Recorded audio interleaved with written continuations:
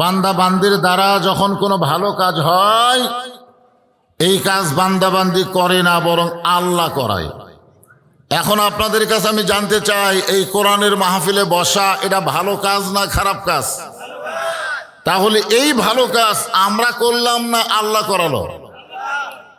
অনেকেই কিন্তু বাজারের মধ্যে ঘোরাফেরা করতেছে, রাস্তায় ঘোরাফেরা করতেছে, তারা এই মাহফিলে এখনো আসতে পারে নাই। আল্লাহ যাদেরকে পছন্দ করে এই কোরআনের মাহফিলে আমার সামনে বসাইছেন, আমি আমার অন্তরের অন্তঃস্থল থেকে আপনাদের সবাইকে শুভেচ্ছা জ্ঞাপন করছি। সম্মানিতা মা বোনেরা, পর্দার অন্তরালে বসে বসে যারা আলোচনা শুনতেছেন, আমি সম্মানিতা মা বোনদেরকেও অন্তরের অন্তঃস্থল থেকে শুভেচ্ছা জ্ঞাপন করে এই মুহূর্তে জানতে চাচ্ছি আপনারা সকলে কেমন আছেন? আলহামদুলিল্লাহ রাব্বিল আলামিন। ভালো থাকা হলো দুই রকম, একটা হলো শারীরিক আর একটা হলো মানসিক। বর্তমানে অনেক মোটর সাইকেলওয়ালা, আমার মতন তেলের গাড়ি যারা চালায়, তারা শরীরের দিক দিয়ে মোটামুটি ভালো থাকলেও মনের দিক দিয়ে খুব একটা ভালো নেই। তেল পাই কি না পাই, জোরে কোন কথা ঠিক কিনা? হ্যাঁ, খুবই কষ্ট। রাত 12টা 1টার সময় দেখা যায় পাম্পে তেলের লাইনে দাঁড়ায় আছে, কি একটা করুণ অবস্থা। এরপরেও আল্লাহ তাআলা আমাদেরকে এই জান্নাতের বাগানে কবুল করেছেন, এতে আমরা খুশি হয়ে জবান খুলে সমস্বরে সকলেই বলবো রব্বানা লাকাল হামদ হামদান কাসীরান তাইয়িবান মুবারাকান ফীহি। মাশাআল্লাহ, আপনার কথাই বলতেছিলাম। আল্লাহর প্রশংসা আমরা কেন করি? এর আগেও আপনাদের আমি বহুবার বলার চেষ্টা করেছি, মনে আছে কি নাই? এই দুনিয়াতে আসার আগে আমরা আর একটা জগতের মধ্যে ছিলাম একটা জগৎ, এটা হলো অতীতকাল। আমরা যে ছিলাম এ ব্যাপারে কোনো সন্দেহ আছে? সন্দেহ নেই। সেই জগতের নাম হলো রুহের জগৎ, রুহু। ওই রুহের জগতে আমরা ছিলাম। বর্তমানে এক জগতে আমরা আছি, বর্তমানে এখনো যে জগতে আছি এই জগৎকে বলা হয় দুনিয়াবি জগৎ। এই জগৎ থেকে আমাদেরকে আর একটা জগতে যাওয়া লাগবে। সেই জগতের নাম আপনারা জানেন, সে জগতের নাম কি? আখিরাতের জগৎ। তাহলে সর্বসাকুল্যের জগৎ কয়টা? একটাতে ছিলাম, একটাতে আছি, আর একটাতে যাব। খালি যাওয়ার জগৎ না থাকলে আমাদের মোশান বাড়ত, যাওয়া তো লাগতেছে না। জোরে কোন কথা ঠিক কিনা? 3 তলা 4 তলা 5 তলা, দরকার হলে যেভাবেই হোক 7 তলা 10 তলা বাড়ি করব, আর উপর দিকে খালি যাব। সিঁড়ি দিয়ে না পারলেও লিফট দিয়ে আমরা উপর দিকে উঠবো, কারণ যাওয়া লাগতেছে না তো। কিন্তু যখনই বিশ্বাস করবেন যত তালায় বাড়ি করে উপর দিকে ওঠেন, আমি আপনি উপরে থাকবো না, আমাদের যাওয়ার জন্য নিচে নামা লাগবেই। জোরে কোন কথা ঠিক কিনা? খালি নামা লাগবে না, 1 তালা হলে তাও ভালো হতো। আমাদের যাওয়ার জায়গা হলো নিচতলা। জোরে কোন তালা? তাহলে আমরা রুহের জগতে ছিলাম। ওই সময় আল্লাহ তাআলা আমাদেরকে লক্ষ্য করে, রুহগুলোকে লক্ষ্য করে একটা প্রশ্ন করেছিল, আলাস্তু বি রব্বিকুম, আমি কি তোমাদের রব নই? আমি কি তোমাদের রব নই? তখন যারাই বলেছিল বালা, ক্বালু বালা, আপনি হলেন আমাদের রব। রুহের জগতে যারা রব বলে আল্লাহকে স্বীকার করেছে, দুনিয়ার জগতে আল্লাহ তাদেরকেই বাছাই করে করে মুসলমানের ঘরে কবুল করেছে। কারণ মুসলমানের ঘর ছাড়া অন্য ঘরে রবের কোনো খবর নাই। আমার কথাই বুঝলেন? মুসলমানের ঘর ছাড়া অন্য কোনো ঘরে রবের খবর আছে? ভগবানের আছে, ঈশ্বরের আছে, গডের আছে, কিন্তু রবের খবর একমাত্র মুসলমানের ঘরে। সেই মুসলমানের ঘরে আমাদেরকে কে পাঠাইছেন? আরো জোরে বলেন, কে পাঠাইছেন? কেন পাঠাইছেন? কারণ রুহের জগতে আমরা তাকে আগেই স্বীকার করে রেখেছি। বলেন সুবহানাল্লাহ। এই জন্য আল্লাহ কোরআনে বলেন, ওয়ামান ইয়াবতাগি গায়রাল ইসলামি দীনান ফালাই ইউকবালা মিনহু। ইসলাম ছাড়া অন্য কোনো জীবন ব্যবস্থা, ইসলাম ছাড়া অন্য কোনো ধর্মকে যদি গ্রহণ করে, আল্লাহ বলেছেন কখনোই তা কবুল করা হবে না। মুসলমানের ঘরে জন্ম নেবেন আর মানুষের তৈরি আইন কানুন আপনি গ্রহণ করবেন, কোরআনকে শুধু তেলাওয়াতের মধ্যে রাখবেন, কোরআনকে আমার জীবনের পর্যালোচনা হিসেবে গ্রহণ করবেন না, এটাকে মুসলমানই জীবন বলা যায় না। এরকম বহু মুসলমান শুধু মুখে মুসলমানের দাবি করেছে। আল্লাহ কোরআনে বলেন, ওয়ালা তামুতুন্না ইল্লা ওয়া আনতুম মুসলিমুন, তোমরা মুসলমান না হইয়া মরিও না। তাহলে এক জগতে আমরা ছিলাম, এক জগতে আমরা আছি, এই জগৎ থেকে আমাদের যাব। আল্লাহ বলতেছেন কি না হইয়া মরো না। এই মনে করে শোনেন না কেন, এদিকে এত গল্প, এই গল্প করে কিসের এই গল্প, এই পার্টিকে দেখছেন তোর ভাব কিসের? এরা বসার বয়স হয়নি তো, এদের বসার বয়স হয়নি। এরা হলো কিশোর গ্যাং, গ্যাং বোঝেন? এরকে কারণেই এদের বাপ মাকে জাহান্নামে দেওয়া লাগবে, এদের কারণে। সন্ধ্যার সময় মুরগির ঘরায় মুরগি উঠলো কিনা মেয়ে মানুষ লাইট দিয়ে খোঁজ করে দেখে যে আমার ঘরের মধ্যে সব হাঁস মুরগি উঠলো কিনা। সন্ধ্যার সময় পুরুষ মানুষ গোয়াল ঘরে খোঁজ করে দেখে গরু ছাগল উঠলো কিনা, সন্ধ্যার সময়। আর এখন রাত কয়টা বাজে? এই সময় এদের বাপ মা এদের খোঁজ করে না কেন? হ্যাঁ, এরা কি গরু ছাগলের চাইতেও দাম কম? এরা কি হাঁস মুরগির চাইতেও গুরুত্বহীন? এত রাত হয়ে গেল, যেই বাপ মা সন্তানের খোঁজ খবর নেয় না, ওই সন্তানের কারণেই বাপ মাকে জাহান্নামে যাওয়া লাগবে, এই সন্তানের কারণে। এখানে বক্তা ওয়াজ করতেছে আর গল্প মারতেছে, বসবার করে সরে চলে যাচ্ছে। যা, কারণ আমরা তো অবশ্যই জানি কোরআনের ওয়াজ দিয়ে কোনোদিন মানুষ হেদায়েত হবে না, এটা আমরা জানি। তো এটা আমরা জানি না? কিয়ামত পর্যন্ত বাংলাদেশে কোরআনের ওয়াজ হবে, মানুষ হেদায়েত পাবে না। হেদায়েত পাওয়ার সিস্টেম হলো আলাদা। 12 তারিখের আগে আমরা বলেছিলাম সব দেখা হলো শেষ, আগামীতে দেখবো আল্লাহর কোরআনের বাংলাদেশ। জোরে কোন কথা ঠিক কিনা?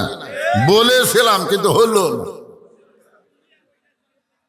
এই জন্যে মন চাই শোনেন, না চাই শোনেন না, এই জন্যই তো অবস্থা। এখানে একটা পরিবেশ থাকবে না, এর ভলেন্টিয়ার দল থাকবে না, যারা মাহফিল করতেছে অবশ্যই থাকা লাগবে। এখানে যারা আসবে তাদের বসার ব্যবস্থা করে দেওয়া লাগবে। মাহফিলের আশেপাশে কোনো হইচই চলবে না। আল্লাহ কোরআনে বলেছেন, ওয়াকাল আল্লাযীনা কাফারু লা তাসমাউ লিহাযাল কুরআনি ওয়ালগাউ ফীহি লাআল্লাকুম তাগলিবুন। যারা কাফের, যারা বেঈমান, তাদের চরিত্র হলো এই কোরআন শরীফ তোমরা শ্রবণ করো না। কারণ কোরআন শরীফ শুনলে যদি কোরআনের দলে একবার চলে আসে, তাহলে আবু জেহেলের দলের খতম হবে, আল্লাহ নবীর দলের সংখ্যা বৃদ্ধি পাবে। জোরে কোন কথা ঠিক না? এই জন্য মাহফিল কমিটিকে আমি বলবো, এই বাচ্চাগুলোকে হয় বসান না সাইড থেকে সরান। আমি একটা কথা বলতেছিলাম, 3টা জগতের কথা, কত গুরুত্বপূর্ণ। এক জগতের কথা আমাকে মনে নাই, কিন্তু ছিলাম যে এই ব্যাপারে কারো সন্দেহ আছে? সন্দেহ আছে? ছিলাম, মাশাআল্লাহ, এটাই তো বিশ্বাস। বর্তমানে যে এক জগতে আসি, এ ব্যাপারে কোনো সন্দেহ আছে? মাশাআল্লাহ, আসি তো। এটার নাম হলো বর্তমান জগৎ। ভবিষ্যৎ হলো আমাকে যাওয়া লাগবে। আপনি যতই ধান্দা করেন, যাওয়া লাগবেই। আমাকে একজন বলতেছে, হুজুর ওই যে আমেরিকার খমিনি সাহেব চলে গেল, ডোনাল্ড ট্রাম্প যাবি না? ওর ধারণা হলো ডোনাল্ড ট্রাম্প আমেরিকার প্রেসিডেন্ট, ওই যাবি না। ওই কি থাকবে? আপনাকে কি মনে হয় থাকবে? অকো যাওয়া লাগবে। ওর যাওয়ার পরিণতি কেমন হবে? উনি তখন যাবে, তখন ওর অবস্থাটা কেমন হবে? আসতে তো বিশ্বময়, মোড়লগিরি করতেছে। যতই মোড়লগিরি করো, আল্লাহর কাছে কোনো মোড়লই কোনো শক্তি চলবে না। আল্লাহ কোরআনে বলেন, তাবারাকাল্লাযী বিয়াদিহিল মুলকু ওয়া হুয়া আলা কুল্লি শাইইন কাদির। গোটা পৃথিবীর রাজত্ব, কর্তৃত্ব, মালিকানা কার হাতে? সমস্ত ক্ষমতার মালিক কে? হ্যাঁ, গত পরশুদিন আমেরিকার কতকগুলো স্থলবাহিনী ইরানের মধ্যে ঢুকছে, আরো কিছু ঢুকানোর চেষ্টা করতেছে। ইরান থেকে ঘোষণা করা হয়েছে যে কয়টা ঢুকছে এরা আর বার হবার পারবি না। এই কথা শোনার পরে ডোনাল্ড ট্রাম্পের মাথা খারাপ হয়ে গেছে। ডোনাল্ড ট্রাম্পের মাথা খারাপ, কখন কি বকতেছে তার ঠিক নাই। ভাইজান, আমাদের সবাইকেই যাওয়া লাগবে, কিন্তু এই যাওয়াটা সাধারণভাবে যেন না হয়ে আমরা যেন মুসলমান হয়ে যাইতে পারি, এ কথাই বলতেছেন যে যাওয়ার জগৎটা তোমাদের, ওয়ালা তামুতুন্না ইল্লা ওয়া আনতুম মুসলিমুন, তোমরা মুসলমান না হয় কেউ মরিও না। তাহলে আমরা রুহের জগতে আল্লাহকে রব বলে স্বীকার করে দুনিয়ার জগতে মুসলমানের ঘরে জন্ম নিয়েছি, আমরা মুসলমান হিসাবে যাবার চাই। কারা কারা মুসলমান হিসাবে দুনিয়া থেকে যাবার চান, আল্লাহকে একটু দুইটা হাত তুলে দেখান। যারা যাবার চান মুসলমান হয়ে, যাওয়া তো লাগবেই, খামাকা হাত বেকা টেকা করেন না, টান টান করে তোলেন। আচ্ছা, হাত নামান, মাশাআল্লাহ। লাগবে না? যাওয়া লাগবে না? যাওয়া লাগবে না? যাওয়া তো লাগবে। তো যাওয়া যখন লাগবে, মুসলমান হয়ে যাবার গেলে কি করা লাগবে, এই বিষয়টাকে সামনে নিয়ে আমি আপনাদের সামনে একটা আয়াত তেলাওয়াত করেছি। আল্লাহ বলতেছেন, ইন্নামাল মুমিনুনা আল্লাযীনা ইযা যুকিরাল্লাহু ওয়াজিলাত কুলুবুহুম ওয়া ইযা তুলিয়াত আলাইহিম আয়াতুহু জাদাতুহুম ঈমানা ওয়া আলা রাব্বিহিম ইয়াতাওয়াক্কালুন। এটা কোন জায়গাটা আসলাম রে? একটা লোক আল্লাহু আকবার কয় না রে। আসলে আমি যখন 11 সালে হজ করবার গেছিলাম, তখন দেখি এক লোক, বুঝলেন, শয়তান পাথর বাড়তেছে এক ঠ্যাঙের উপর ভর দিয়া। যারা হজ করছে তারা জানে, ওই জামরাতে গিয়ে শয়তানক পাথর মারা লাগে, একটা এরকম থম আছে, এই থম এরকম এরকম এক ঠ্যাঙের উপর পাথর গেলাম করে পাথর মারতেছে, বুঝছেন? আমি বললাম, কে রে ভাই, এইরকমই এক ঠ্যাঙের উপর এক পা তুলে তুই এত জোরে পাথর মারতেছিস, কারণ কি? বলে, হুজুর, শয়তান তো জোরে মারা লাগবে, তাছাড়া তো লাগবে না। তা আমি কইলাম, এখানে শয়তান কোথায়? তুই একটা পাথর মারতেছিস একটা থমের ওপরে, এখানে শয়তান কোথায়? ওটা শয়তান লয়। আমি বললাম, না, ওটা তো শয়তান না, এটা একটা হুকুম, আর সেই হুকুম পালন করার জন্য এখানে পাথর মারা লাগে। তা আমি বললাম, ভাইজান, আমি একটা কথা শুনলাম। বলে, কি? যে আপনি নাকি হজ করার আগে রেজিস্ট্রি অফিসে গেছিলেন। তো লোক আমাকে বলতেছে, আপনি কার কাছে শুনলেন? না ভাই, এটাও শুনলাম আপনি ছেলেকে 16 বিঘা জমি দিয়েছেন, মেয়েকে নাকি 1 বিঘা দিয়েছেন। হুজুর, এইটা আপনি কেমনি শুনলেন? আমি বললাম, পাগলা, ওই জায়গায় পাথর না মারে তুই মার, কারণ শয়তানের তুই হলো বড় শয়তান, যাই কোরআনের ফারায়েজকে অস্বীকার করে নিজের ইচ্ছা মতো বন্টন করে, সে তো মানুষরূপী শয়তান হয়ে যায়। যারা মানুষরূপী শয়তান, তারা কোনোদিন আল্লাহু আকবার এই শব্দ উচ্চারণ করতে পারবে না, কারণ শয়তানকে তাড়ানোর সবচেয়ে বড় মূল মন্ত্র হলো তাকবীর দেওয়া। জোরে কোন কথা ঠিক কিনা? রব্বাকা ফাকাব্বির, রব্বাকা ফাকাব্বির। আল্লাহ নবীকে তাকবীর দেওয়ার কথা বলেছেন, নবীকেই তাকবীর দেওয়ার কথা আল্লাহ বলেছেন। আর নবীর উম্মত হয়ে কোরআন শরীফ তেলাওয়াত শোনেন, জবান খোলেন না, তার মানে কি? শয়তান ভিতরেই বসে আছে। তাকবীর কেমনে দেই? টুটি চাপে ধরছে আপনাকে শয়তান। কি মন খারাপ করতেছেন? উহুদের যুদ্ধে মুসলমানের পরাজয় আছে, তারপরে আর কোন যুদ্ধে মুসলমান পরাজয় বরণ করেনি। সামনে মুসলমানের বিজয় আসতেছে। এজন্য এখন থেকে একটু সাইজ হন, যাওয়া লাগবি তো। এখান থেকে বাড়ি যাওয়ার কোনো গ্যারান্টি কারো আছে নাকি? আজকে একটা তাকবীর হতে পারে আপনার জান্নাতের দরজা খোলার কারণ। লিল্লাহে তাকবীর।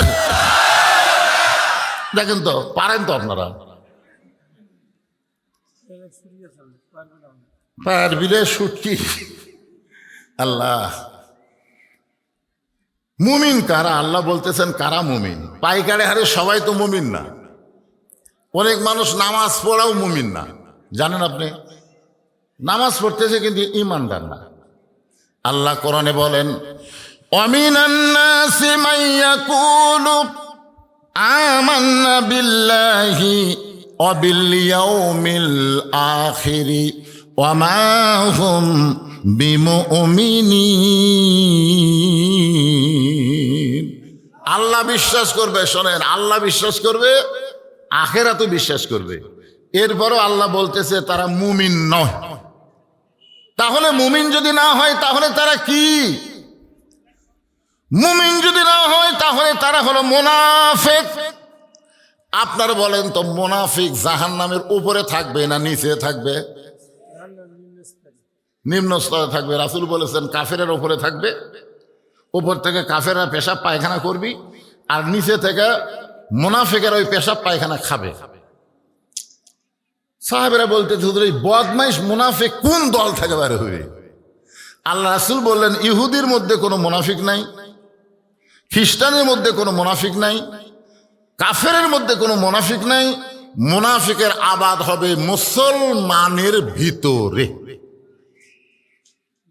বর্তমান আমাদের বাংলাদেশ গোটা পৃথিবীর ভিতরে মুনাফিকের সবচাইতে বড় দেশ। মুখের সাথে, কথার সাথে কাজের মিল নেই। খুব খেয়াল করবেন।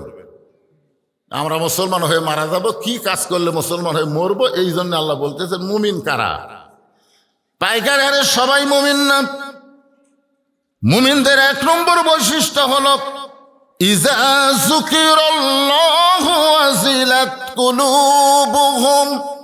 এই মুমিনেরা যখন আল্লাহর জিকির করবে তখন তাদের অন্তরের মধ্যে কম্পন সৃষ্টি হয়ে যাবে।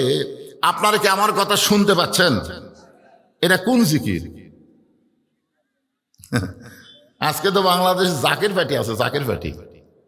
এখানে আল্লাহ কি বলতেছেন? ইযা যুকিরাল্লাহ ওয়াজিলাত কুলুবুহুম। কুলুবুহুম বুঝেন অন্তর সমূহ। তো এখানে তার নাম হলো আল্লাহর কোরআন। আপনার বলেন তো, এই কোরআন নাজিল করেছে কে? আল্লাহ কি বলতেছেন? ইন্না নাহনু নাযালনা যিকরা। আমি এইটা জিকির হিসাবে নাজিল করেছি, ওয়া ইন্না লাহু লাহাফিজুন। আর এইটা সংরক্ষণ করার দায়িত্ব কার? জোরে বলেন না ভাই, সংরক্ষণ করার দায়িত্ব কার? সংরক্ষণ করার দায়িত্ব আল্লাহ। কিভাবে? কি সমস্যা কি হচ্ছে আপনাদের? আমরা কোরআনের মাহফিলে এসেছি, আল্লাহর কোরআন থেকে জানার দরকার, ঠিক কিনা বলেন? আজকে আমাদের বাংলাদেশের করুণ অবস্থা। যে দেশের শতকরা, আমি কমই কই, আসলে কেউ কয় 94, কেউ কয় 96, শতকরা 96% মুসলমান। সেই দেশে প্রাইমারির উন্নয়নের জন্য কোনোদিন মাহফিল করা লাগলো না যে আমাদের গ্রামের প্রাইমারি বন্ধ হয়ে যাচ্ছে, এই প্রাইমারির উন্নয়নের জন্য মাহফিল করব। বাংলাদেশের কোনো প্রাইমারির উন্নয়নের জন্য মাহফিল করা লাগে না, শতকরা 90% মুসলমানের দেশে। কিন্তু শতকরা 90% মুসলমানের দেশে কোরআনের মাহফিলের উন্নয়ন কল্পে মাহফিল করা লাগে। জোরে কোন কথা ঠিক কিনা? এটার কারণ কি? আপনার মনে করতেছেন মুসলমান হয়ে এমনি এমনি মরবেন, এতই সোজা?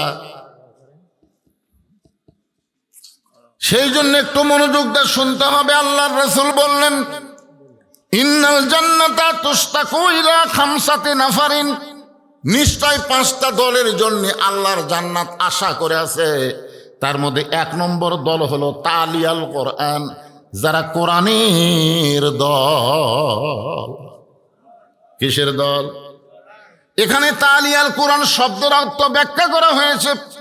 শুধু কোরআন পড়লে হবে না, কোরআন শুধু বুঝলে হবে না, কোরআন মোতাবেক চলতে হবে। দরকার হলে কোরআন বিজয়ের আন্দোলনের কর্মী হওয়া লাগবে। যারা কোরআন পড়বে, কোরআন বুঝবে, কোরআন মোতাবেক চলবে, কোরআন বিজয়ের আন্দোলন করবে, তাদেরকে পাওয়ার জন্য আল্লাহর জান্নাত আশা করে থাকবে। তারা জান্নাতে যাওয়ার আশা করবে না, বরং তাদেরকে জান্নাত পাওয়ার জন্য আশা করবে। কি বুঝতেছেন? সেই কোরআনের মাহফিল আইছেন, খালি চুপ করে শুনবেন আর রমজান মাসে পড়ে কোরআন খতম দিবেন, প্রতি অক্ষরে 10 টাকা করে নেকি পাবেন, আল্লাহ আপনাকে জান্নাত দিবে, এই বিশ্বাস নিয়ে থাকলে হবে না ভাই। আপনাকে এটা হলো সুটি কাঁচা বাজার। এক লোক 2 মণ আলু নিয়ে বসে আছে, একজন যায় বলতে যে ভাই কতটুকু আছে, বলে 2 মণই আছে। বলে আমারও তো 2 মণই দরকার। আলুওয়ালা বলতেছে আলহামদুলিল্লাহ, আমার আর 2 কেজি 3 কেজি করে বেচা লাগলো না, ধরো 2 মণ ধরে নাও। খরিদ্দার বলতেছে না ভাই ওজন করে দেন। আলুওয়ালা বলতেছে ভাই ওজন করা লাগবে না, বাড়ির আলু কম হবে না। খরিদ্দার বলতেছে ওজন করে দিলে তোমার অসুবিধা কি? ওজন করা হয়েছে 2 মণ 2 সের। তো বলতেছে আপনি না কইলেন 2 মণ 2 সের যে বেশি হলো। আলুওয়ালা বলতেছে 2 সের তোমার এমনি দিলাম, এটা দাম দেওয়া লাগবে না, তুমি খালি 2 মণের দাম দাও, 2 সের ফ্রি নাও। ও তখন ব্যাগের মধ্যে 2 সের তুলে বলতেছে আজকের মতো 2 সের নিয়েই গেলাম, আজকের মতো 2 সেরই নিলাম, 2 মণের দরকার নাই। আপনারা বলেন তো আলুওয়ালা আলু দিবি না পিটন দিবি? কে রে পাগল, তোর এই 2 সেরের সম্পর্ক হলো 2 মণের সাথে। 2 মণ যদি না আনিস 2 সের ফাও পাবি না। আজকে কোরআন তেলাওয়াত করে প্রতি অক্ষরে খালি 10টা নেকির ধান্দা করতেছেন, আর কোরআন মোতাবেক চলার চিন্তা করতেছেন না।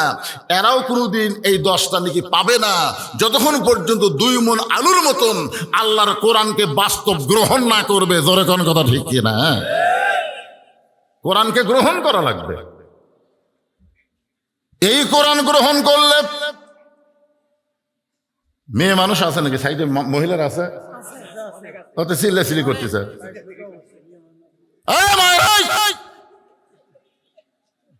আপনাকে ওয়াজ আছে তো, আমি ঠিক আছে এবার নতুন আসি নাই। প্রত্যেক বছর আমি 3 শ্রেণীর লোকের ওয়াজ করি। একটা হলো যুবকদের, একটা হলো হামাকের মতন বুড়াকে, আর একটা হলো মহিলাদের। ঠিক কিনা বলেন? আমার ওয়াজের মধ্যে সব খাওয়া আছে, কোনো খাওয়া বাদ নেই। যে খালি গোস্ত খাবেন তা না, গোস্ত আছে, মুরগি আছে, সব আছে। এই জন্য মায়েরা চুপ করেন, জবান বন্ধ রাখেন।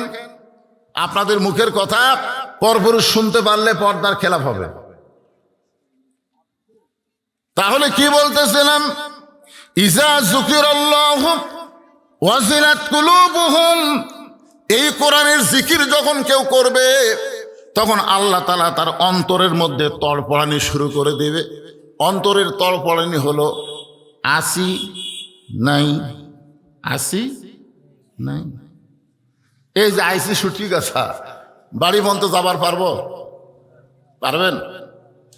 প্রত্যেকটা ধাপে ধাপে আপনি থাকার চিন্তা করবেন না, যাওয়ার চিন্তা করবেন। প্রত্যেকটা নিঃশ্বাসে প্রশ্বাসে আপনি বিশ্বাস করবেন আমার যতটুকু হায়াত ছিল সে হায়াত থেকে আমার 1 ঘন্টা কমে গেল। রাত যখন এখন বাজতেছে 11:15 বাজতেছে, আজকে আমার হায়াত থেকে রাতের 11:15 পর্যন্ত শেষ হয়ে গেল। 1 মিনিট পরে আবার আর 1 মিনিট শেষ হয়ে গেল। 1 ঘন্টা পরে 1 ঘন্টা শেষ হলো। 1 রাত পরে 1 রাত শেষ হয়ে গেল।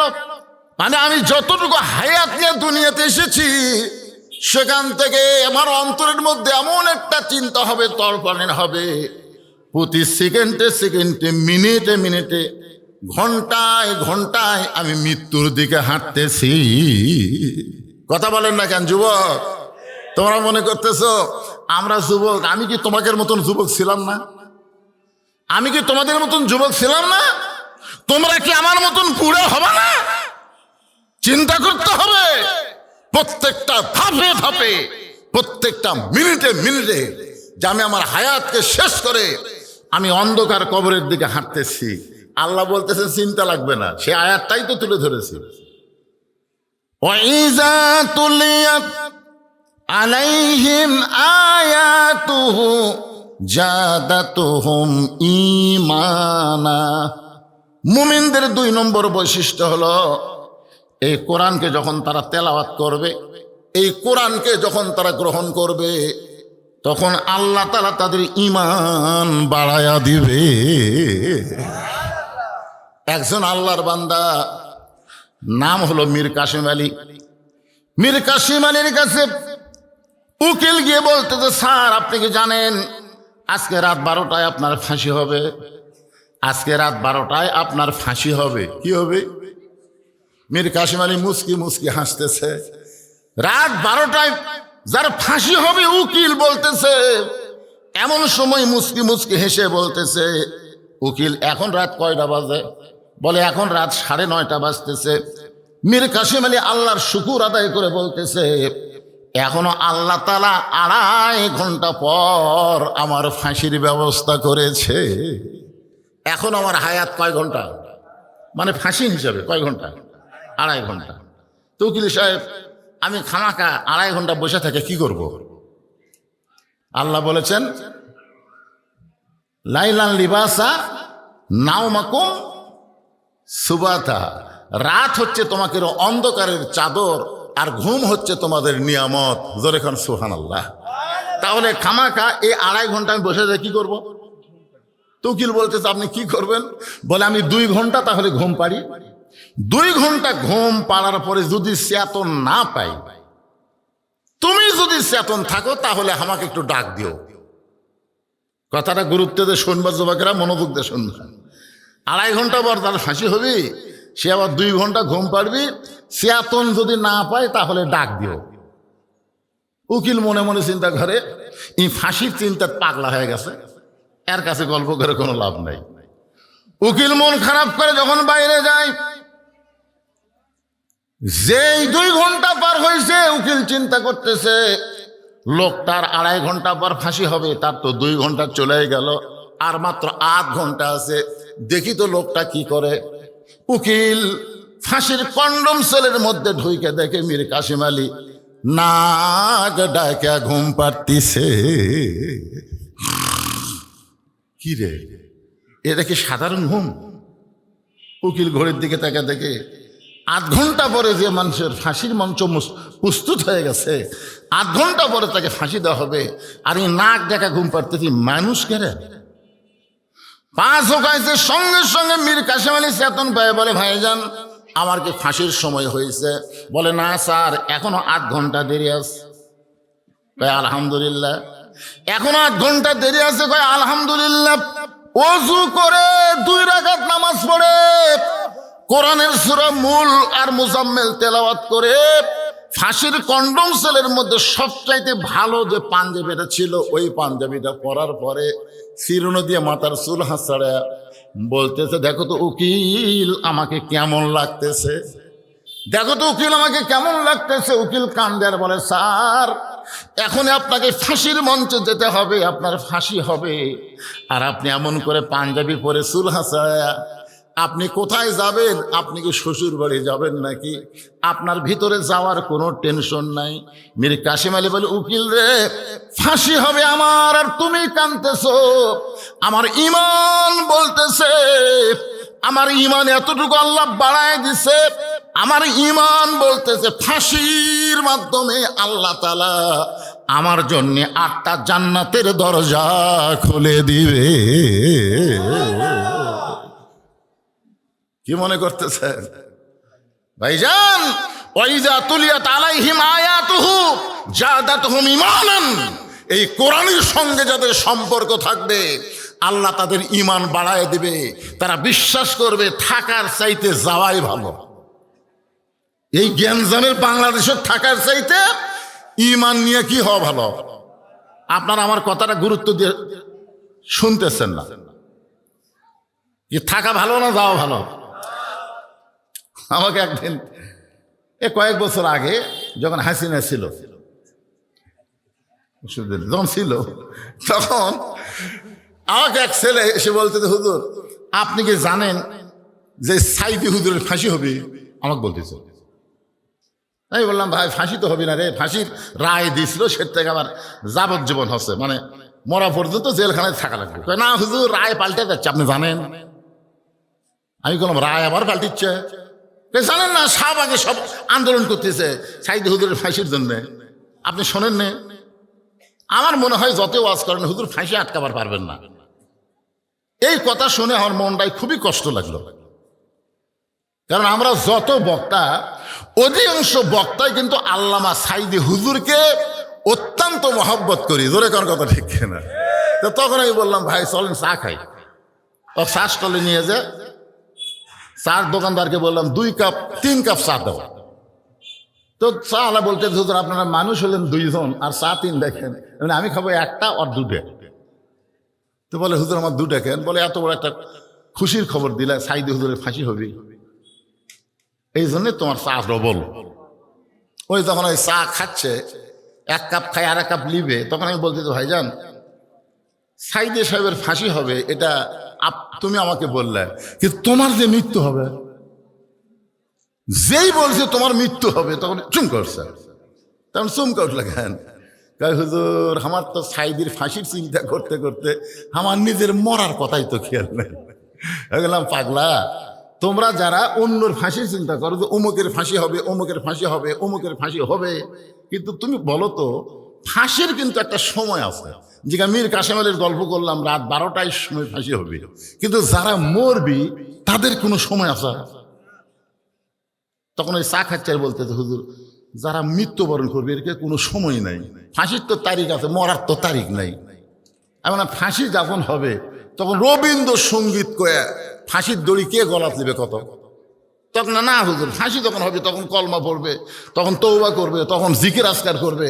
তাহলে ফাঁসি কার্যকর করার সময় কলেমার জিকির করতে করতে তার ফাঁসি কার্যকর হবে, আর যারা মরে যাবে তারা কলমা বলার গ্যারান্টি কার আছে?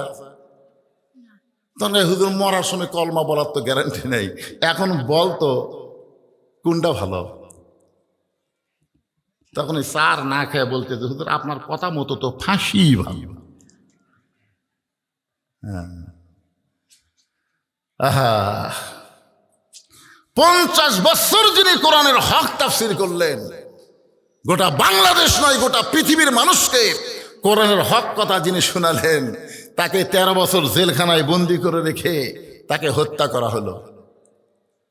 এরপর অনেকের মনে নানা রকম প্রশ্ন জাগতে পারে, আজকে একটু মনোযোগ দিয়ে শোনেন। ওয়াইজা তুলিয়াত আলাইহিম আয়াতুহু জাদাতুহুম ঈমানান।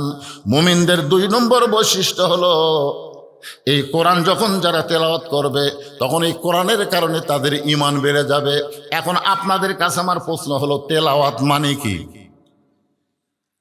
5টা দলের জন্য আল্লাহর জান্নাত আশা করে আছে, হাদিস থেকে বলতেছি। তার মধ্যে 1 নম্বর দল হলো তালিয়াল কোরআন। এখন আপনাদের কাছে আমার প্রশ্ন হলো যেই কোরআন তেলাওয়াত করলে জাদাতুহুম ঈমানান, ঈমান বেড়ে যাবে। শুধুমাত্র কোরআন তেলাওয়াত করা না, কোরআন পড়তে হবে, কোরআন বুঝতে হবে, কোরআন বিজয়ের আন্দোলনের কর্মী হওয়া লাগবে। আমরা বাংলাদেশ আল্লাহর কোরআনের বিজয় কথা কয় না, বিজয়। যদি কোরআনের বিজয় হয় প্রাইমারি বন্ধ হবে। এই 90% মুসলমানের দেশে প্রত্যেকটা প্রাইমারিকে হাফিজি মাদ্রাসা হিসাবে সরকার স্বীকৃতি দিবে। কারণ খায়রুকুম আল্লাহ, ওই ব্যক্তির চাইতে দামি কোনো ব্যক্তি নাই যেই ব্যক্তি আল্লাহর কোরআন শিখেছে এবং অপরকে কোরআনের শিক্ষা দেয়। আপনারা বলেন তো মুসলমান হিসাবে আল্লাহর কোরআন শিক্ষা করা সুন্নত না নফল? এবারে কোরআন দিকে একটু তাকায় বলেন তো, সত্যি কথাটা বলেন, মুসলমান হিসাবে আল্লাহর কোরআন শিক্ষা করা সুন্নত না ফরজ? আরো জোরে, এটা কি ফরজ? ফরজে কিফায়া না ফরজে আইন? ফরজে কিফায়া বুঝুন না? জানাজার নামাজ কি ফরজে কিফায়া, আর 5 ওয়াক্ত নামাজ ফরজে আইন। 5 ওয়াক্ত নামাজ আদায় করা যেরকম ফরজে আইন, আল্লাহর কোরআন শিক্ষা করা মুসলমানের জন্য তেমনই ফরজে আইন। আজকে যদি আল্লাহর কোরআনকে শিক্ষা করা ফরজে আইন হিসাবে মুসলমান মেনে নিত, তাহলে শিশু বাচ্চাকে মাসুম বাচ্চাকে আগডুম বাগডুম ঘোড়াডুম সাজে ঢাকঢোলক ঝাঁঝর বাজে এই মিথ্যা শিক্ষা দেওয়ার জন্যে প্রাইমারির দিকে কোনোদিন নিয়ে যাইতো না। জোরে কোন কথা ঠিক কিনা?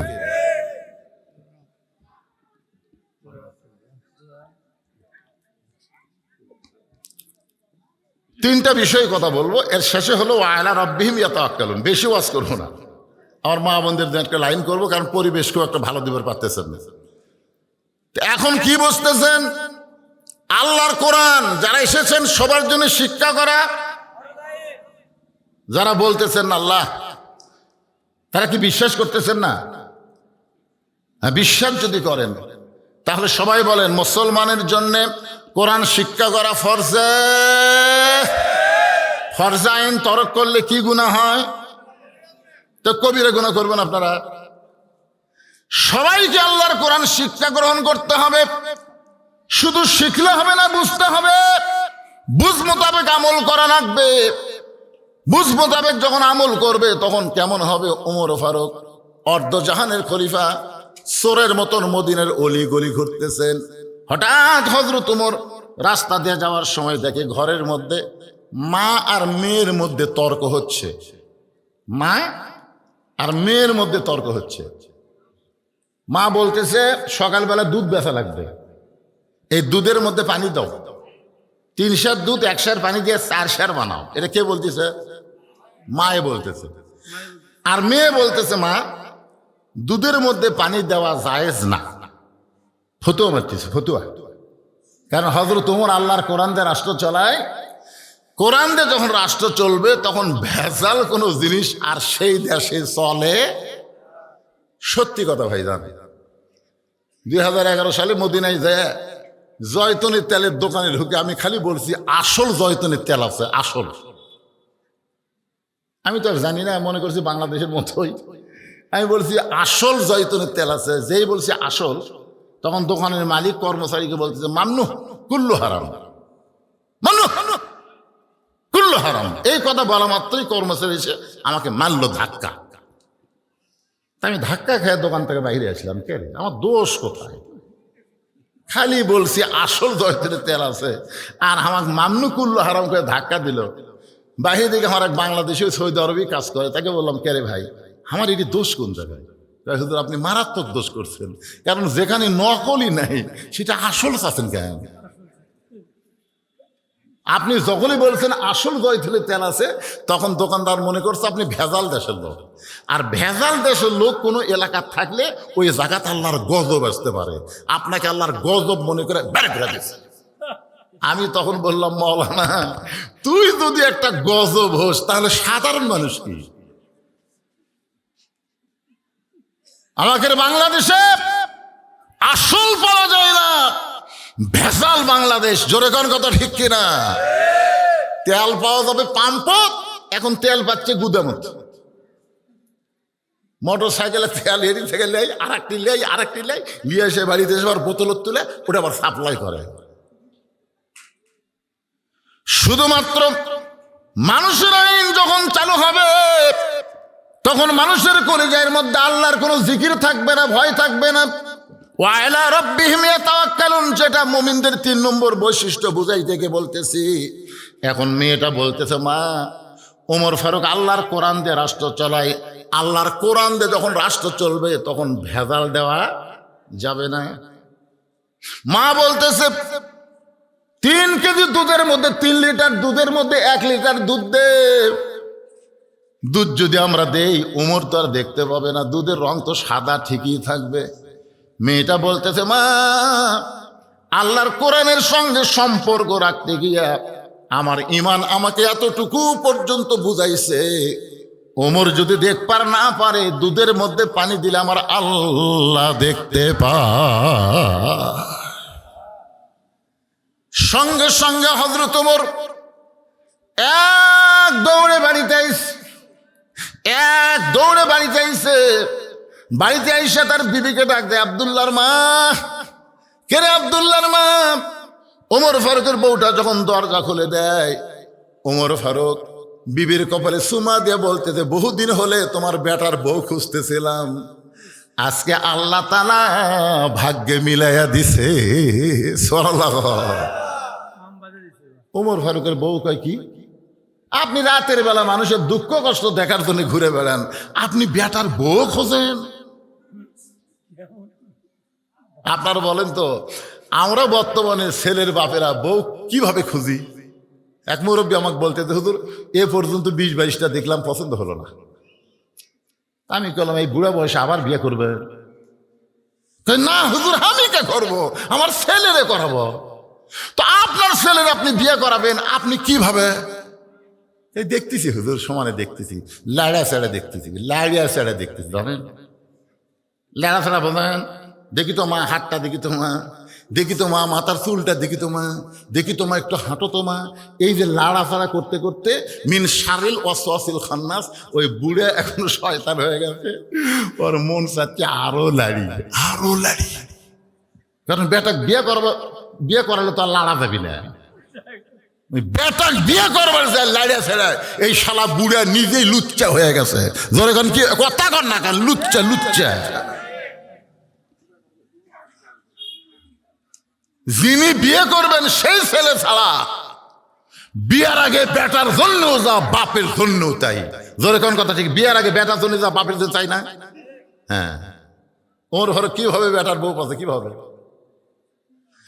ওমর ফারুকের স্ত্রী চোখের পানি বের করে বলেন, আমির আল মুমিনিন, আমি এতদিন জানতাম আপনি মানুষের দুঃখ কষ্ট দেখার জন্য করেন, কিন্তু আজকে বেটার বউ কেমনে খুঁজে পাইলেন? ওমর ফারুক বলে, বিবি রে, কেউ না দেখলো আল্লাহ দেখে। এই বিশ্বাস যার কলিজার মধ্যে থাকে, এমন একটা মেয়ে যদি কারো ছেলের বউ হয়, সে শুধু বউ হবে না, বৌমা হিসাবে আল্লাহ কবুল করে নিবে। একটু মনোযোগ দিয়ে শুনবেন। এই কোরআনকে যখন আমরা গ্রহণ করব, তখন আল্লাহর প্রতি কেমন তাওয়াক্কুল, কেমন বিশ্বাস আমাদের হবে, কেমন বিশ্বাস হবে। রোম সম্রাট কাইসার এরকম কোরআনওয়ালা একজনকে নিয়ে যায় তার রাজ দরবারে বলতেছে, একটু খেয়াল করবেন, 5টা দলের জন্য আল্লাহর জান্নাত আশা করে আছে। তার মধ্যে 1 নম্বর হলো তালিয়াল কোরআন। তাকে বলতেছে, রে মুসলমান, আমরা হলাম খ্রিস্টান, মুসলমান আমাদের সবচাইতে বড় শত্রু। আল্লাহ রাসূল বলেছেন, মুসলমানের সবচাইতে বড় দুশমনের নাম হলো ইহুদি। সবাই মুসলমানের শত্রু। তো 1 নম্বর হলো ইহুদি হলো ইসরায়েল। 1 নম্বর কি? মনোযোগ দিয়ে শোনেন। 2 নম্বর হলো খ্রিস্টান হলো আমেরিকা।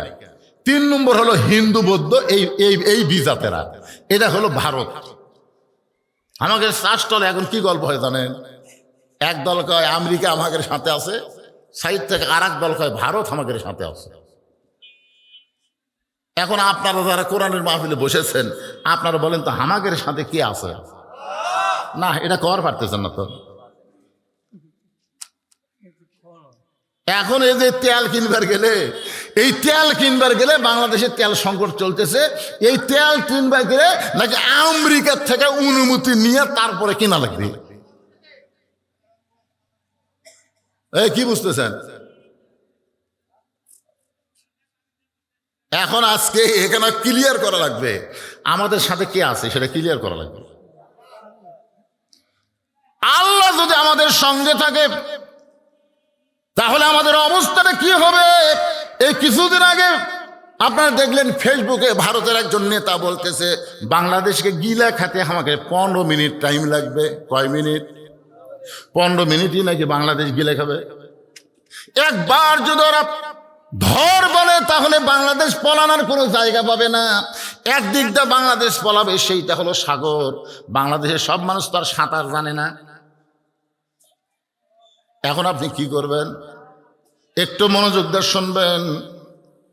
আমরা এমন একজন জাতির পিতা পাইছিলাম, নিচে নমরুদ আগুন দাউ দাউ করে জ্বলতেছে। আমাদের জাতির পিতা হযরত ইব্রাহিমকে চড়কের ওপর বসে রাখছে, বাবা আজর রশি ধরে টানতেছে। আমাদের জাতির পিতা, কার জাতির পিতা? স্বীকার করেন, মিল্লাতা আবিকুম ইব্রাহিম হুয়া সাম্মাকুমুল মুসলিমিন। বাবা রশি ধরে টানতেছে, নিচে নমরুদের চুলা দাউ দাউ করে জ্বলতেছে। মনে করেন ভারত হলো নমরুদের চুলা, আর আমরা হলাম ইব্রাহিমের সন্তান, আর সরকার হলো আজর টানতিছে। এখন আমেরিকার দিকে যাবেন না ভারতের দিকে যাবেন? আমরা হলাম বনিয়াল ইব্রাহিমের সন্তান। আমরা কার সন্তান? কথা বলেন না কেন ভাইজান? এখন মনে করেন আমেরিকা আর ভারত এটা হলো আগুনের চুলা টানতিছে। এমন সময় জিবরাইল এসে বলতেছে, ওগো আল্লাহর নবী ইব্রাহিম, আপনি যদি চান, মুসলমান তোমরা যদি চাও আল্লাহ সবকিছু করতে পারে। এই জন্য আল্লাহ বলেছেন, আস্তাইনু বিস-সাবরি ওয়াস-সালাহ, যদি আমার কাছে কিছু পাবার চাও ধৈর্য আর নামাজের মাধ্যমে চাও। চাওয়ার একটা সিস্টেম আছে। ওগো আল্লাহর নবী ইব্রাহিম, আপনি যদি চান, আল্লাহ আমাকে 600 পাখা দিয়েছে, এই 600 পাখার মধ্যে একটা পাখার বাতাস দিব, আগুনের চুলা সাগরের মধ্যে গিয়া নিভা যাবে। আগুনের চুলা সাগরের মধ্যে গিয়া নিভা যাবে। এই দেখেন এর থেকে তুই যা। হাইরে এই ছেলেগুলা এই সাইডকে দোকান টোকান মেলা টেলাও আছে নাকি? এইদিকে চিল্লি করতেছে এই বাচ্চাগুলা। আপনি আজকে চোখ বন্ধ করে দেখেন কার বেটা, খালি চোখ বন্ধ করে দেখেন এই বেটাগুলা কার, যার বাচ্চারা এরকম ঘুরতেছে কোরআনের মাহফিল বাদ দিয়ে। আপনি জান্নাত যাবার পারবেন না, কাগজ কলম আইনা লেখালেন পারবেন না। কারণ আল্লাহ কোরআনে বলেছেন, কু আনফুসাকুম ওয়া আহলিকুম নারা, জাহান্নামের আগুন থেকে বাঁচতে গেলে তুমি একলা বাঁচলে হবে না, তোমার আহাল পরিবার নিয়ে বাঁচা লাগবে। জোরে কোন কত ঠিক? নবী নিজের মেয়ের দিকে তাকায়, নবী বিশ্ব নবী। আর আপনার মেয়ে কি করতেছে, আপনার ছেলে কি করতেছে? আয়াতটা নাজিল হওয়ার পরে আল্লাহ নবী বাড়ির মধ্যে গিয়ে দেখেন 9 বছরের ফাতেমা হাতের মধ্যে ছুরি দিয়া মুসকে হাসতেছে। আল্লাহ নবী ঘরের মধ্যে না ঢুকে মনটা ভার করে ঘর থেকে বাহিরে আসলেন। ফাতেমা চমকে গেল, যে বাবা আমাকে সব চাইতে বেশি আদর করে, সর্বসাকুল্যে নবীর মেয়ে হলো 4টা। জোরে বলেন কয়টা? নবী কিন্তু সবাইকে মেয়ে হিসাবে দেখতেন না। একদিন সাহাবীদের সামনে, অনেক পরের ঘটনা সেইটা, হাসান হোসেন 2 ভাই নবীর 2 উরাতের উপরে বসে আছেন, আর আল্লাহ নবী সাহাবীদের সামনে বলতেছেন, আল্লাহ আমাকে 3টা মেয়ে দান করেছেন। আমার বড় মেয়ের নাম হলো জয়নাব, আমার মেজো মেয়ের নাম হলো রোকেয়া, আমার ছোট মেয়ের নাম হলো কুলসুমা। এই 3টা মেয়ের নাম বলার পরে নবী বলতেছেন, সাহাবীরা রে, আল্লাহ আমাকে 3টা মেয়ে দান করেছে। আমার বড় মেয়ের নাম হলো জয়নাব, আমার মেজো মেয়ের নাম হলো রোকেয়া, আমার ছোট মেয়ের নাম হলো কুলসুমা। সাহাবীরা সবাই তো চিন্তা করে নবীর মেয়ে হলো 4টা। জোরে কর, নবীর মেয়ে কয়টা? কিন্তু নবী 3টা মেয়ের নাম কয়, আর একটা মেয়ের নাম কয় না। আল্লাহ কোরআনে বলেছেন, আমার নবী যখন কথা বলবে তখন নবীর মুখের উপর কেউ কথা বলতে পারবে না। 3বার যখন 3টা মেয়ের নাম বলেছে, এমন সময় হাসান হোসাইন এরা 2 ভাই নবীর কোল থেকে উঠে বলতেছ, ভাই আমরা আর থাকবো না, আমাদের মা গরিব বলে না আমাদের মেয়ের কথা নাম বলতে ভুলে গেছে, আমরা 2 জন যাই। এই বলে হাসান হোসেন যখন যাবার চাইছে, আল্লাহ নবী 2 ভাইকে বুকের মধ্যে নিয়ে বলতেছে, হাসান হোসেন রে, জয়নাব আমার মেয়ে, কুলসুম আমার মেয়ে, রুকি আমার মেয়ে, আর তোদের মা ফাতেমা আমারও মা। জোরে খান সুবহানাল্লাহ।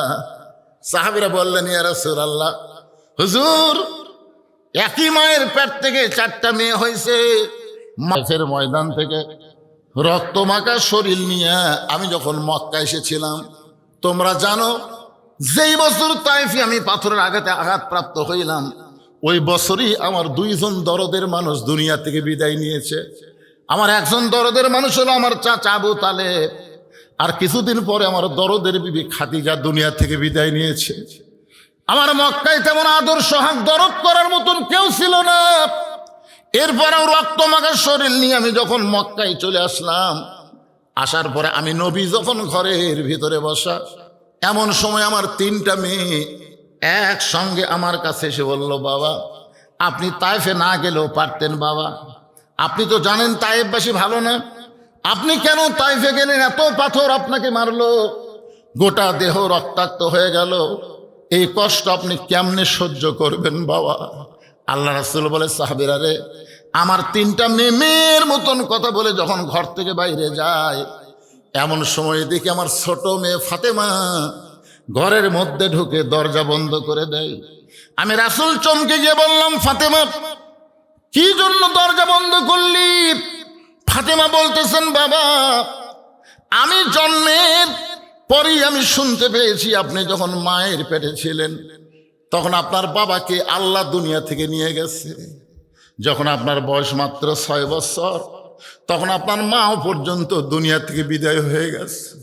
যেই চাচা আপনাকে লালন পালন করলো, সেই চাচা কিছুদিন আগে দুনিয়া থেকে বিদায় নিল। আমার যেই মা মক্কার সবচাইতে ধনবতী, আপনার মতন গরিব রাখালকে বিয়ে করে আশ্রয় দিল, আমার মা কয়েকদিন আগে দুনিয়া থেকে চলে গেল। আপনি নিজের জন্যে না, আপনি শুধুমাত্র আল্লাহর কলেমার দাওয়াত দিবার জন্য তাইফে গেলেন। ইব্রাহিম নবীর জন্য আল্লাহ যদি নমরুদের চুলা শান্তির বাগান বানাবার পারে, মুসা নবীর জন্য আল্লাহ যদি সাগরকে রাস্তা বানাবার পারে, তাহলে আমার বাবার জন্য আল্লাহ তাইফের পাথর কেন তুলা বানাবার পারল না? ও বাবা, আপনার দেহ থেকে রক্ত ঝরলো কেন? আল্লাহ রক্ত ঝরাইল। রাসূল বলে, সাহাবীরা রে, এই কথা বলার পরে ফাতেমার ঘরের মধ্যে থাকলো না, ঘরের বাইরে গিয়া উঠানে উনানের উপরে পানি গরম করতেছে, জয়তুনের তেল গরম করতেছে। কিছুক্ষণ পরে ঘরের মধ্যে সে দরজা বন্ধ করে দিয়া আমার মাথাখানা উরাতের উপরে নিয়ে আমার শরীর থেকে পাঞ্জাবি খুলে কাপড় খুলে যত জায়গায় তায়েফবাসী পাথর মারছে প্রত্যেকটা জায়গায় ওই গরম পানির মধ্যে নরম কাপড় চুবড়াইয়া চুবড়াইয়া আমার গোটা দেহ পরিষ্কার করে ওই ফাতেমার নরম আঙ্গুলের মধ্যে জয়তুনের গরম তেল নিয়ে যখন ক্ষতস্থানে মালিশ করে দেয়, কখন আমি যখন ঘুমায় গেছি, ওই ঘুমের ঘোর আমি স্বপ্নে দেখি আমার মা আমেনা আমার সামনে দাঁড়ায় আছে। এত বছর পর বলো রে সাহাবা, মাকে পাইলে, এত বছর পরে মাকে পাইলে সন্তানের কেমন হয়? আমি যে নবী ছিলাম এই কথাটা আমার মনে নাই, আমি স্বপ্নকে বাস্তব বিশ্বাস করি।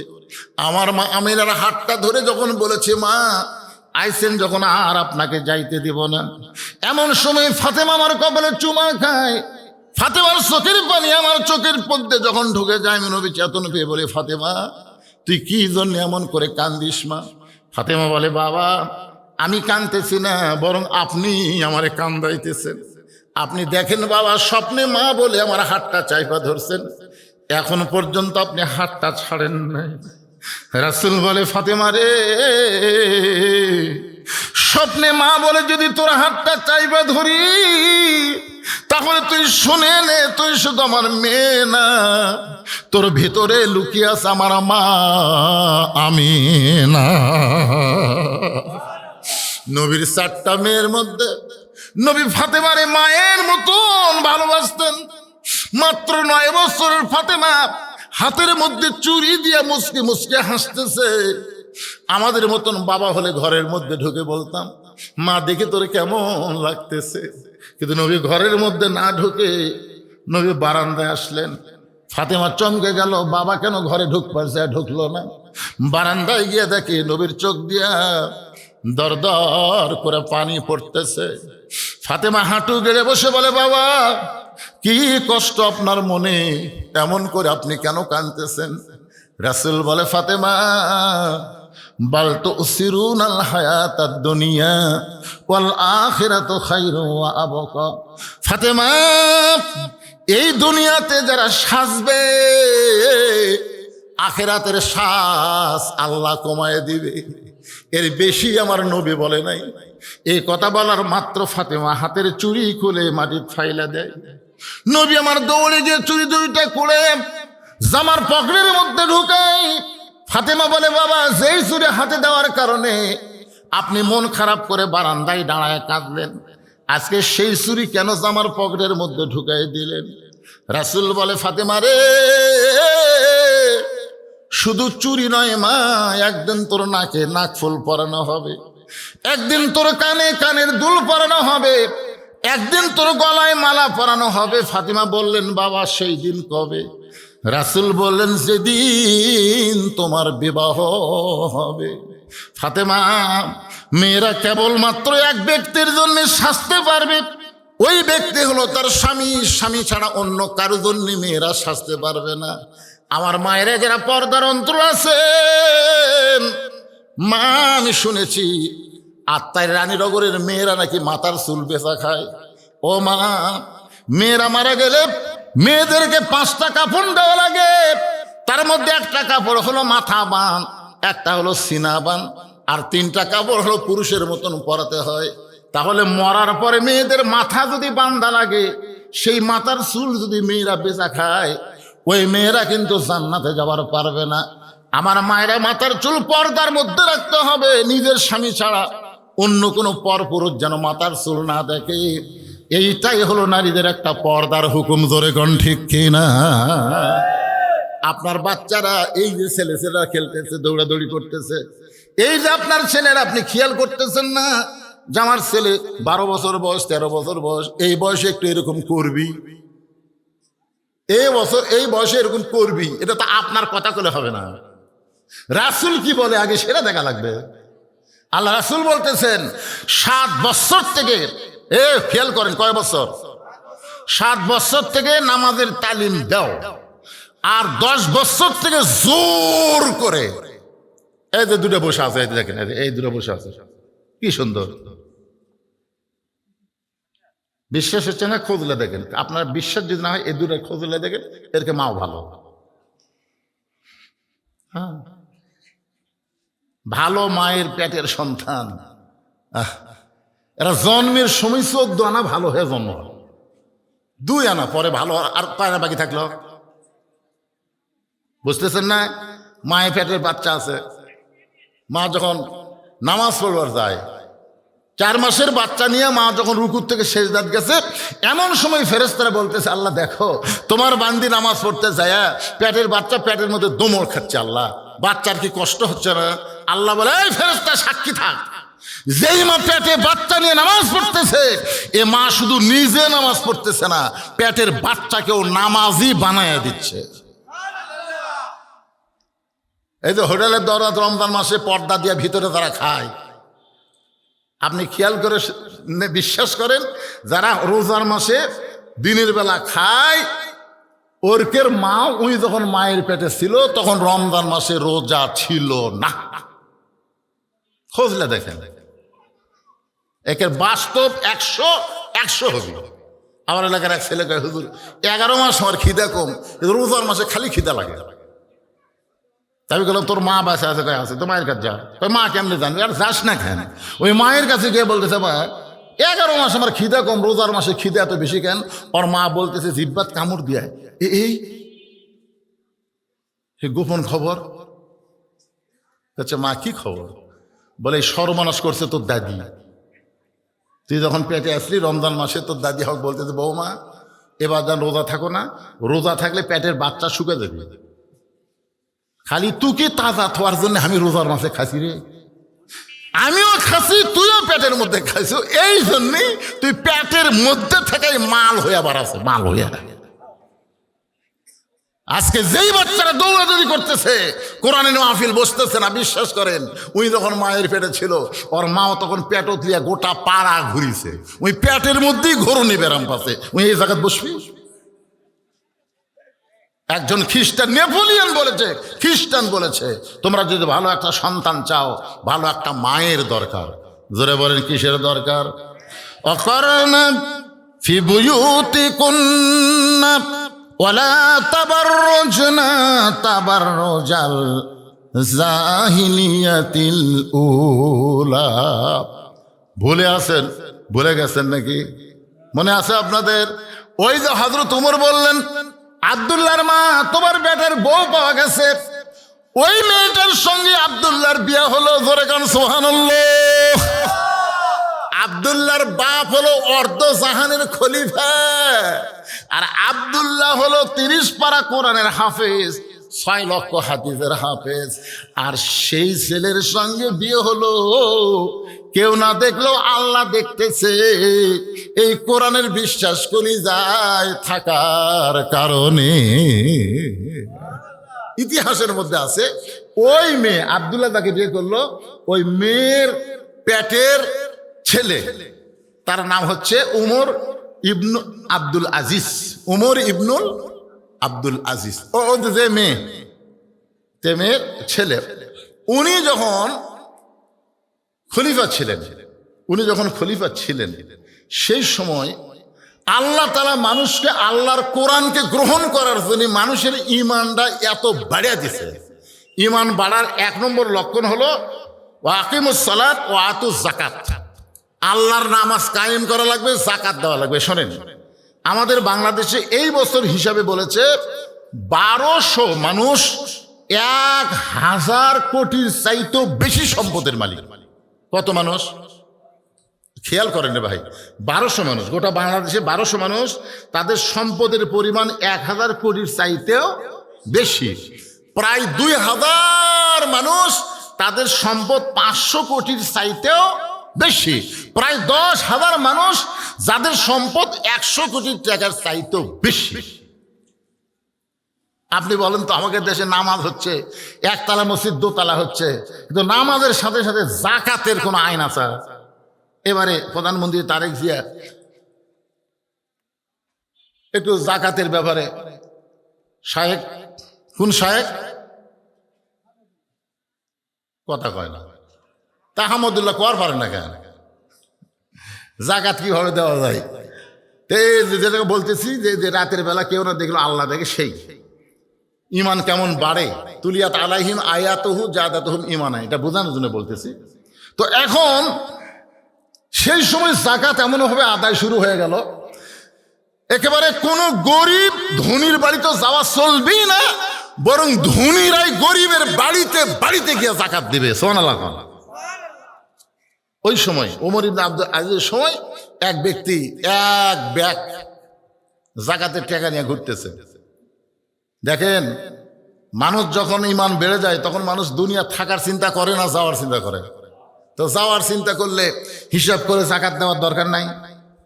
তো 7 দিন হলে ঘুরতেছে ব্যাগ নিয়ে, একটা গরিব মানুষও যাকাত দেয় না। তো কে ভাই তোমরা যাকাত দিবা না? ওরা বলে ইয়াকা নাবুদু ওয়া ইয়াকা নাস্তাইন, আল্লাহর ইবাদত করে আল্লাহর কাছেই আমরা সাহায্য চাই। যদি আল্লাহ দেয়, তাহলে তোর কাছে হাত পাতানোর দরকার কি? ওই লোকটা তখন আসমানে যে তাকায় কান্দের, বলে আল্লাহ, যখন কোরআন দিয়ে রাষ্ট্র চলবে, যাকাত ভিত্তিক অর্থনীতি চালু হবে, তখন ধনী হওয়ার চাইতে গরিব হয় ভালো। গরিবের আরামে বাড়িতে বসে আছে, আর আমি ধনী টাকা লিয়ে ফকিরের মতন ঘুরতেছি, এরা লিখছে না। 7 দিন ঘুরে ঘুরে কোনো গরিব তখন পায়নি, মনের দুঃখে মরুভূমিত গেছে। মরুভূমির যায় দেখে গাছের ছায়াত একজন শুয়ে আছে, বস্তা মাথার দিয়া। ধর এখন কি মাথার দিয়া? তো লোকটা বলছে, যাক পাওয়া গেছে রে, 7 দিন ঘুরে ঘুরে গরিব পাচ্ছি। খুশি হয়ে জোরে একটা সালাম দিয়েছে, আসসালামু আলাইকুম। ওই বস্তাওয়ালা মাথা তুলে বলতেছে, আলহামদুলিল্লাহ আলহামদুলিল্লাহ। ব্যাগওয়ালা কয়, কে রে ভাই, আমি সালাম দিছি রে। ওয়ালাইকুম আসসালাম না বলে আলহামদুলিল্লাহ কেন? বলে আলহামদুলিল্লাহ বলার কারণ হলো 1 বস্তা টাকা নিয়ে 15 দিন হলো ঘুরতেছি। 1 বস্তা টাকা নিয়ে 15 দিন ঘুরতেছি, কোনো গরিব পাই না। তোমাকে গরিব মনে করে আল্লাহর শুকরিয়া আদায় করেছি। আল্লাহর কোরআনকে বাস্তব যখন মানুষ গ্রহণ করবে, আল্লাহ বলতেছেন, ফাল্লিয়াবুদু রাব্বা হাযাল বাইত আল্লাযী আত'আমাহুম মিন জু'ইন ওয়া আমানাহুম মিন খাউফ। বিশ্বাস করেন আল্লাহর কোরআনকে? বিশ্বাস করেন? এ ভাই করেন করেন, কারা কারা করেন? আল্লাহকে একটু হাত তুলে দেখান। লিল্লাহি তাকবীর। হাত নামান। দরকার হলে রাসূল বলেছেন, মান সাল্লাল্লাহু তাআলা আশ-শাহাদাতা বিসিরকিন বাল্লাগাহুল্লাহু মানাজিলাশ শুহাদা ওয়া মাতা আলা ফিরাশিহি, রাওয়াহুল বুখারী কিতাবুল মাগাজি। এই কোরআনকে বিজয়ের জন্য, এই কোরআনকে বিজয়ের জন্য প্রয়োজন হলে শোহে শাহাদতের তামান্না নিয়ে যারা কোরআনের কর্মী হবে, ওয়া মাতা আলা ফিরাশিহি, সে যদি নিজের বিছনায় মৃত্যুবরণ করে, বাল্লাগাহুল্লাহু মানাজিলাশ শুহাদা, আল্লাহ হাসরের ময়দানে তাকে শহীদদের কাতারে দাঁড় করায়া দিবে।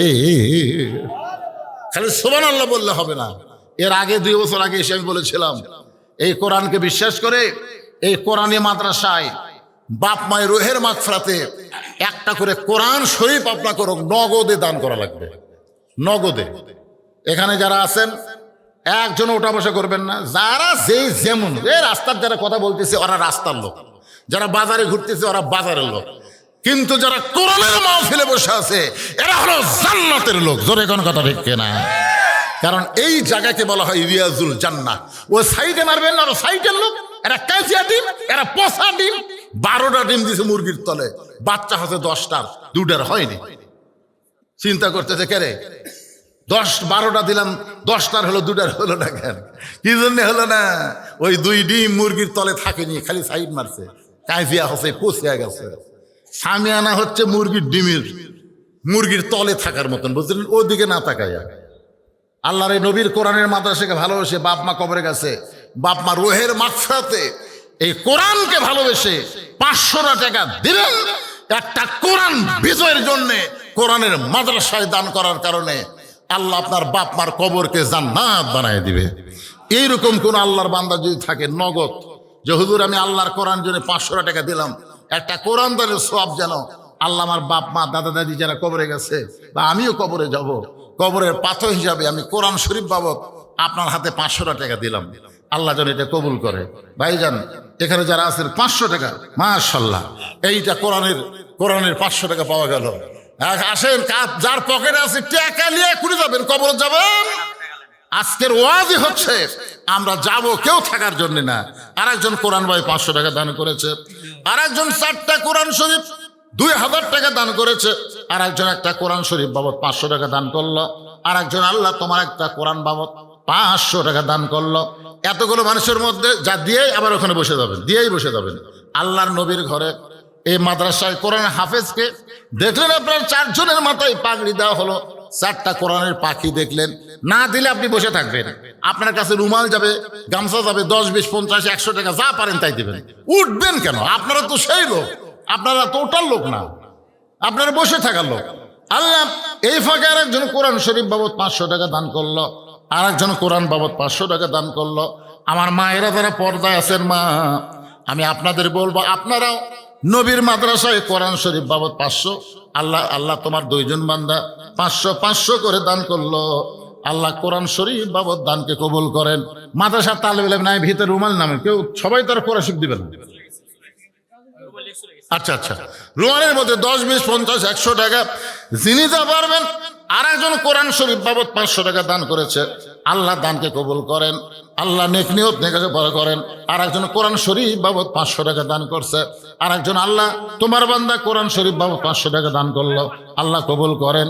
আরেকজন কোরআন শরীফ বাবদ 500 টাকা দান করছে, আল্লাহ আপনি কবুল করেন। আল্লাহুম্মা আমিন। কবুল করো, কবুল করো। মোদের কামনা দানকারীকে দিবেন জান্নাত, আল্লাহ নিরাশ করবেন না। আরেকজন কোরআন শরীফ বাবদ 500 টাকা দান করছে। এ ভাই যারা যাচ্ছে চলে যাক, আপনারা সামনে আসেন, আমি বাদ বাকি ওয়াজ শেষ করে আপনাদের নিয়ে একটা দোয়া করব। জানেন এবার বৈশাখ মাসের কি খবর হবে জানেন? ধান তো ভালোই লাগাছে, ধান বাড়িতে আনা লাগবে না। এটা দোয়ার মাহফিল, তো খালি কোরআনের মাহফিল না, দোয়াও হবে তো এখানে। যারা যাচ্ছে চলে যাক, যাওয়ার মধ্যেই হয়তো বাড়ি যাওয়ার আগে হাসপাতালে যাওয়া লাগতে পারে। আপনি দান করবেন না, বসে থাকবেন রে ভাই। 500 টাকা পারবেন না, কোরআন শরীফ সবাই দিবার পারবে? আপনি পারবেন না, বসে থাকবেন। 10 টাকা 20 টাকা ছাত্ররা যাচ্ছে, যাই যা পারেন আল্লাহ রাস্তায় দিবেন। আমার মায়েদের মধ্যে বিশ্বস্ত লোক পাঠাবেন, মায়েরা কোরআন শরীফ বেশি দান করে। আল্লাহ তোমার আর একজন বান্দা 100 টাকা দান করেছে, আল্লাহ দানকে কবুল করেন। আর একজন কোরআন শরীফ বাবদ 500 টাকা দান করলো, আল্লাহ দানকে কবুল করেন।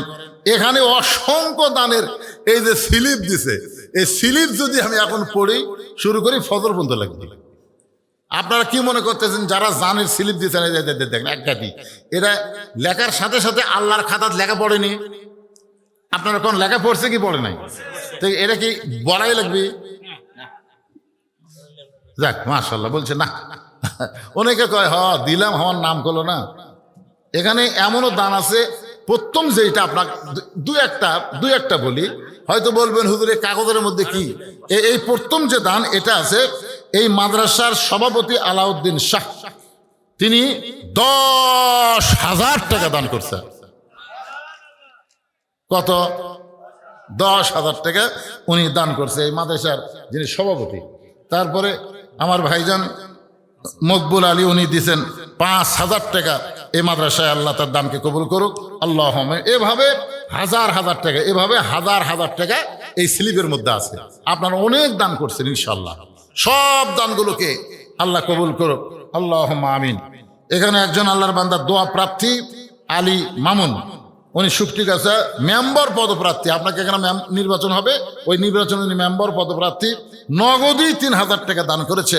আল্লাহ তার নেক নিয়ত নেক আশা কবুল করেন, তাকে জনগণের খাদিম হিসেবে আল্লাহ কবুল করুক, জোরে কান আমিন। 5টা দলের জন্য আল্লাহর জান্নাত আশা করে আছে। 1 নম্বর হলো কোরআনের দল, তালিয়াল কোরআন। 2 নম্বর হলো ওয়া হাফিজুল লিসান, যারা নিজের জবানকে সংযত রাখবে।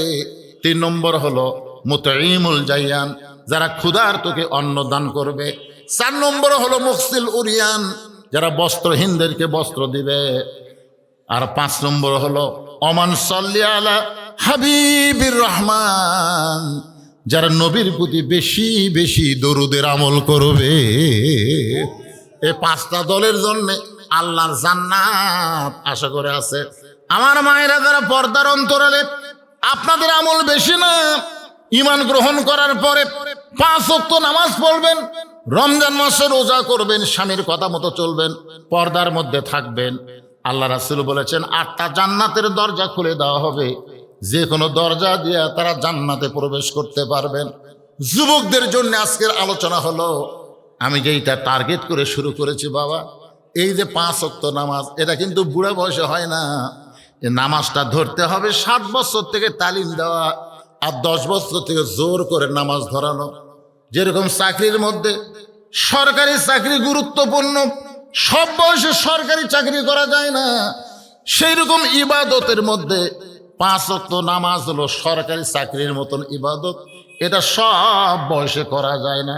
তাই সমস্ত যুবকদের বলবো, তোমাদের হাতে যেই অস্ত্র এখন ছেড়ে দেওয়া হয়েছে, যে অস্ত্রের নাম হলো মোবাইল, এই মোবাইল তোমাদের হাতে থাকা পর্যন্ত তোমাদের ইমানের কোনো গ্যারান্টি নাই, তোমাদের চরিত্রের কোনো গ্যারান্টি নাই। যুবক, যদি তোমরা নামাজ ধরো, ইন্নাস সালাতা তানহানিল ফাহশাই ওয়াল মুনকার, ওই নামাজই পারে সমস্ত খারাপি এবং ফাহিশা কাজ থেকে হেফাজত করতে। ধরে কান আমিন। আল্লাহ আজকের এই আলোচনা মোতাবেক বক্তা শ্রোতা সকলকে আল্লাহ যেন কবুল করে। সকলে বলে আল্লাহুম্মা আমিন। আস্তাগফিরুল্লাহ আল্লাযী লা ইলাহা ইল্লা হুয়াল হাইয়ুল কাইয়্যুম ওয়া আতুবু ইলাইহি, আস্তাগফিরুল্লাহ ওয়া আতুবু ইলাইহি। আজকের মাহফিলের সম্মানিত সভাপতি সাহেব চলে গেছে, তাই না? চলে গেছে, তাহলে আমি দোয়া করে দিই। আল্লাহুম্মা আমিন। আল্লাহুম্মা আনতাস সালাম ওয়া মিনকাস সালাম, তাবারাকতা ইয়া যাল জালালি ওয়াল ইকরাম। মাবুদ, শুটকিগাছা মাদ্রাসাকে কেন্দ্র করে আজকের এই রাতের বেলা তোমার বান্দারা আরামের বাড়ি, আরামের ঘুমকে বাদ দিয়া কোরআন হাদিসের মহব্বত করে যার মধ্যে নিয়া এই জান্নাতের বাগানে বসে দীর্ঘ সময় কোরআন হাদিস আলোচনা শোনার শেষে গুনাহগারের সঙ্গে রহমতের দরজায় ফকির হয়ে দোকানে হাত তুলেছে। আল্লাহ মেহেরবানি করে আজকের মাহফিল আমাদের সকলের হেদায়েতের জন্যে, নাজাতের জন্যে, জান্নাতের জন্যে কবুল করে নাও।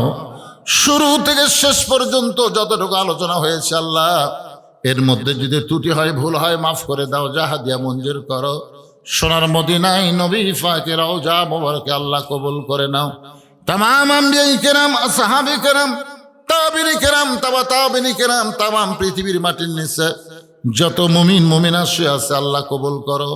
আমরা যারা হাত তুলেছি, আমাদের জনম দুঃখিনী মা বাবা যাদের কবরে চলে গেছে, আল্লাহ মা বাবার কবরকে জান্নাতের টুকরা কবুল করে নাও। আল্লাহ গ্রামের উপরে রহমত বরকতের দরজা খুলে দাও। এই মাদ্রাসাকে কিয়ামত পর্যন্ত কবুল করো। এই মাদ্রাসাকে মহব্বত করে আজকে নগদে বাকিতে যারা দান করেছে, আল্লাহ সব দানগুলোকে জান্নাতের বিনিময় হিসেবে কবুল করো। আমার মা বোনেরা পর্দার অন্তরালে বসে বসে ওয়াজ শুনলো, আবিদা সালিহা পর্দা নিশি কবুল করে। মা ফাতেমার চরিত্র দান করো। আল্লাহ যে 3টা বাচ্চার মাথায় কোরআনের পাগড়ি দেওয়া হলো, আল্লাহ তাদেরকে হক্কানে হাফেজ আলেম হিসেবে কবুল করো। যিনি সম্মান সুযোগ তাদের পাগড়ি দিলেন, আমাকে বললেন হুজুর শুধু আমি দিব না, আমি দুনিয়া থেকে বিদায় নেওয়ার পর আমার পরিবারের পক্ষ থেকে এ মাদ্রাসার হাফিজদের মাথায় পাগড়ি পরানো হবে। এত সুন্দর একটা আমল যেই ব্যক্তি করতেছে আল্লাহ, তাকে তুমি জান্নাতের পাগড়ি পরায়া জান্নাতে বরণ করে নিও। তার আওলাদ পরিবার সকলের প্রতি খাস রহমত নাজিল করো। এই মাদ্রাসার ম্যানেজিং কমিটির সভাপতিকে আল্লাহ তুমি কবুল করো, সহসভাপতি কবুল করো, সেক্রেটারি কবুল করো, মাদ্রাসার সদস্যদের আল্লাহ তুমি কবুল করো। আজকের মাহফিলের সভাপতি, আজকের মাহফিলের প্রধান অতিথি, প্রধান মেহমান, বিশেষ অতিথি, বিশেষ মেহমান, আল্লাহ সম্মানিত সহ সভাপতিদেরকে আল্লাহ তুমি কবুল করো। শেষ কথা হলো, যিনি যা নিয়ত করে হাত তুলেছেন সকলের নেক নিয়ত নেক আশাকে আল্লাহ তুমি কবুল করো। আল্লাহ গোটা বিশ্বে জালেম আর মাজলুম, আজকে জালেম হয়ে মাজলুমকে যারা হত্যা করতেছে, আল্লাহ মাজলুমের পক্ষ নাও, জালেমদেরকে ধ্বংস করে দাও। বিশ্বের মুসলমানকে হেফাজত করো। আমার বাংলাদেশের প্রতি আল্লাহ খাস রহমত নাজিল করো। সুবহান রাব্বিকা রাব্বিল ইজ্জাতি আম্মা ইয়াসিফুন ওয়া সালামুন আলাল মুরসালিন আলহামদুলিল্লাহি রাব্বিল আলামিন বিরহমাতিকা ইয়া আরহামার রাহিমিন। আসসালামু আলাইকুম ওয়া রাহমাতুল্লাহি ওয়া বারাকাতুহু।